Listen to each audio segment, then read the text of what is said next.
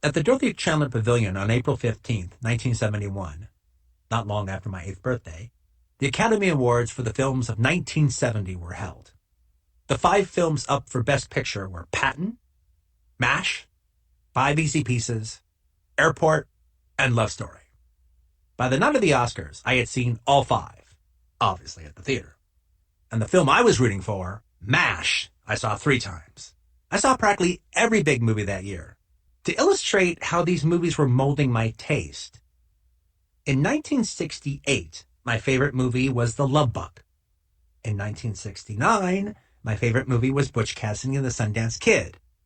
But by 1970, my favorite movie was MASH, an anarchist-themed military sex comedy. Nothing made me laugh harder than Hot Lips, Sally Kellerman, being exposed in the shower. Or Radar, Gary Berghoff, placing the microphone under the bed as Hot Lips and Frank Burns fucked. Then Trapper John, Elia Gould, broadcasting it throughout the camp. However, the whole middle section with Painless, the camp dentist going through homosexual panic never meant anything to me. Of course not. It's the lousiest part of the film. Again, while I really enjoyed MASH, part of the delight I had watching it was sitting in a cinema full of adults laughing hysterically, all getting off on their own naughtiness.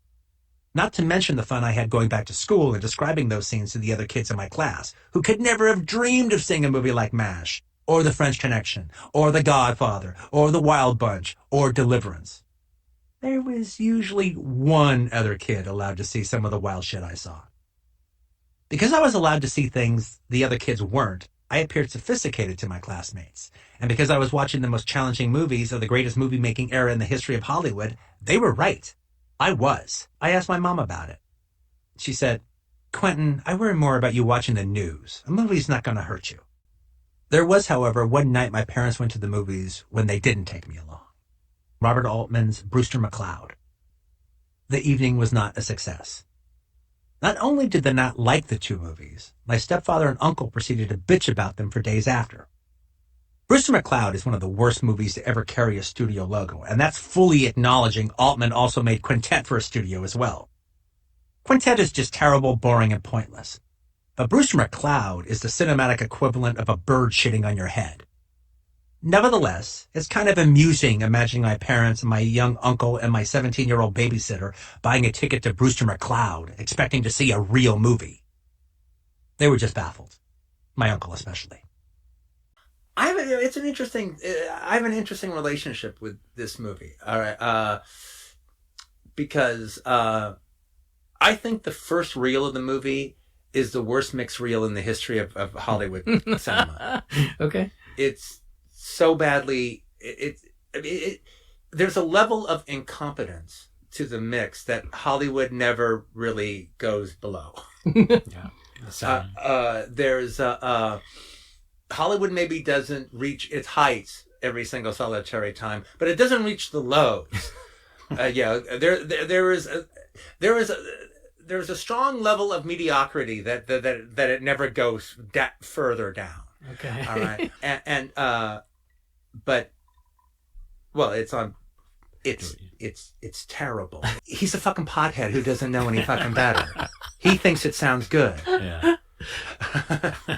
A lot of people think that Warren Beatty actually was kind of the co-director on that movie. Mm. I asked Warren Beatty about that once, and he goes, "Well, you don't think that pothead could have got that performance out of Julie Christie, do you?" No, That's fucking you probably couldn't. Well, say no more. And Warren Beatty is fantastic in it, Yeah. and it's obvious Warren Beatty's directing himself. He's not listening to Altman. All right. But here's an interesting thing about it. So, I tried to watch the movie like twice on VHS on the big green Warner box, and it's just like it's so ugly. I just wasn't into it. The sound was just awful, and it transferred so terribly to VHS. I can't even tell you. Yeah, I'm sure it was a mess. I was like, ugh, this movie's terrible. All right, and so I tried 2 different times to watch it. Fuck this movie. Then I noticed that there was an IP Technicolor print available, and it wasn't that expensive. And so I picked it up, and I bought it for Rick Linklater. Oh, really? Because he loves this movie. He was a big fan of it. So I thought I was just going to buy it for him and send it to him as a gift. Then I had the movie, and I go, well, I mean, if I'm going to give it another chance, now would be the time, all right? An IB Technicolor 35mm print. Before I send it off to Rick, I should probably sit down and watch it from beginning to end. And then I really, really liked it. Oh, nice. On IB Technicolor, the print, the first 20-minute sound mix is still dreadful. It's abysmal, all right? But, all right, but you get caught up in the movie, and it envelops you, and Beatty envelops you, and Christie envelops you, and then the whole end, I think, is just kind of perfect. I like Keith Carradine a lot too. Well, it's heartbreaking. Yeah, that sequence in the middle is heartbreaking. I never got that. No, he never got it.